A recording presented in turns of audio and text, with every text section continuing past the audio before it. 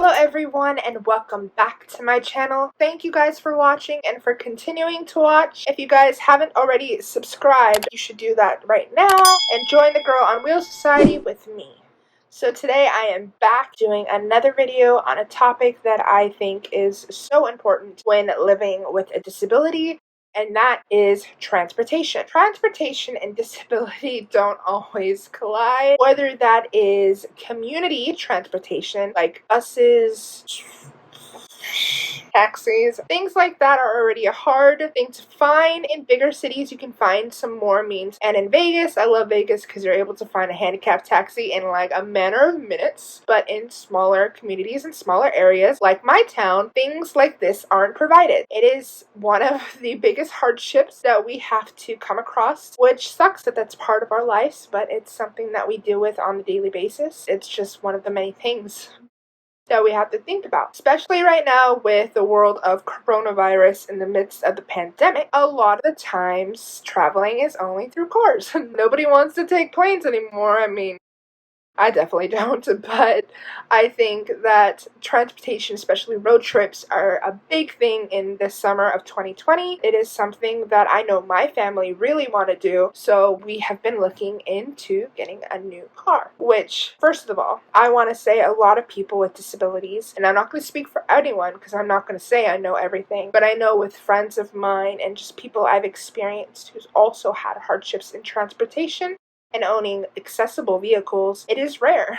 For the price of a lot of these accessible vans, it is very hard to find a reliable and functioning accessible car. So I am definitely going to say I'm very lucky that I even have the van I have now that you guys have seen in my other videos. I went through a period of my life where I didn't have transportation. I was transferring in and out of cars, which meant I didn't have my wheelchair with me at all times. Transferring is not safe. Sometimes it can be a hazardous thing to have to endure as someone who's disabled. And there are a lot of times I actually fell because of transferring. Once you have accessibility and independence in your wheelchair, you don't want to have to rely on manual wheelchairs or rely on others because it loses that independence I get with this, this wheelchair. People say that I'm confined to a wheelchair, and I'm not confined to a wheelchair. It liberates me. It gives me my freedom. It gives me independence. And yes, I mean, of course, I am disabled. That is a big part of my life. That's who I am. To have my chair, it's a whole nother glimpse of freedom. Just a little taste of what life should be like, like people shouldn't have to worry about just moving from one area to the other, but I do, and it's my life, so I am thankful for this wheelchair. I love you too. I love you too. So at that time, I didn't have my chair with me at all times, and I had to rely on others to get around. There's a lot of times where I had my manual, so they would just go off and do their own thing, and be like, "Are you coming?" And I'm like, "Well, I can't. I'm stuck. Come back. Come back. Come back." Like, it's, for me to have that independence of having my chair with me at all times is a necessity. So, long story short. Oh, sorry. It's okay. Hi. Hi. Anyway, back to what I was saying. For me, I am very lucky that I even have the car I have. If you are disabled, you have the same story as I do. Well, similar, not the same, but similar. First off, I had this huge van, which was like those big creepy vans. Yeah, I had that with a manual ramp that you can just buy for like $200, which, I mean, a ramp for $200. It was heavy and you had to load it in and out. And so that was my first accessible van, which wasn't very accessible. Oh, by the way, I actually have a funny story about that. In that van, we didn't have tie downs. It was just a big area that was empty that I just sat. And I kind of like leaned with the turns. So yeah, I did what I had to do. But one time they came to a stop and I wasn't prepared. So I went full forward into the dashboard. My head just looking up like, "Hey, what y'all doing there?" And so I literally would just laughed and died. And like it was the funniest but yet still scariest moment that I can remember. So that was fun. So I'm pretty sure we've all had that rinky-dink first accessible van, which is not very accessible. And then I moved on to a dealer who was off Craigslist. He converted this van himself. That van was the nightmare van. It was horrible. It literally would just stop on the freeway, and turned completely off. And there were so many times I was left in LA, left in Vegas, and that for like a good 2 years was my life. I couldn't go anywhere long distance or above a speed range. It was a horrible van. After once breaking down on the side of a road in the middle of the freeway and having to get lifted on while I was still in the van, lifted up on the bed of a tow truck. Yeah, I did that. It was scary, and so after that we were just kind of like, I think it's time to look for a new van, and actually a real one. We did that, and that is when we first went to Aero Mobility, which is an awesome company. It is very expensive, but it is reliable, and if you are someone who is looking for a van, I highly suggest them and their company. You can always find them at Ability Expo. It's sponsored, not sponsored. I am very lucky. I have a family who helps me as much as they can, and we just make things work because we have a life where we want to travel, we want to do things. So accessibility shouldn't be a luxury, and it is. It's a necessity for how many times we have to go to doctor's appointments, physical therapies. We want to be able to work and have thriving lives and be able to have amazing social lives. So to be denied that right because of a price tag is horrible.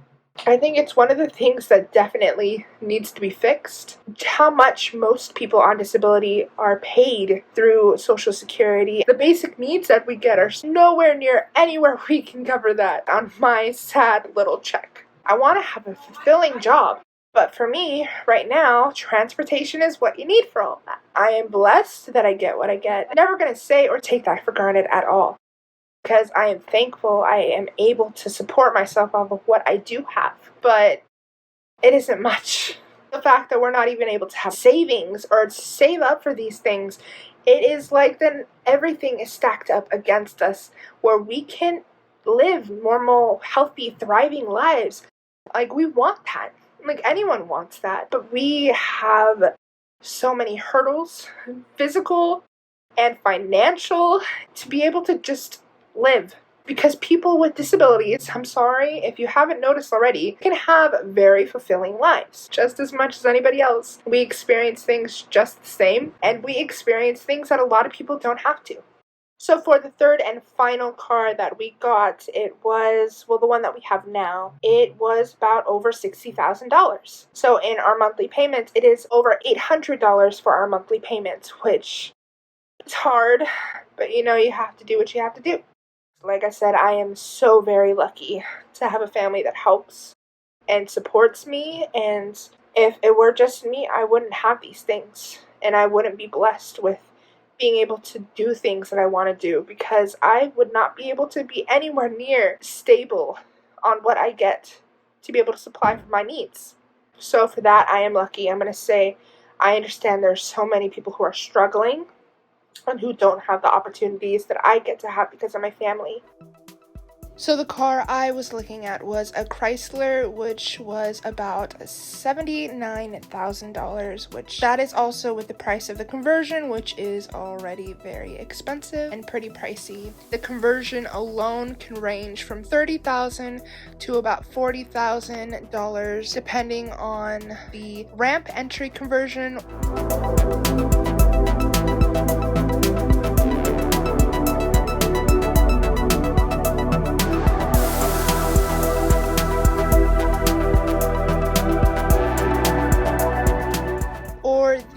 Mechanic conversion of the handheld wheel, which is better for people who want to drive independently. All handheld controls, so you don't have to worry about using the pedals, which is something I would love to invest in the future, but that can be pretty pricey as well.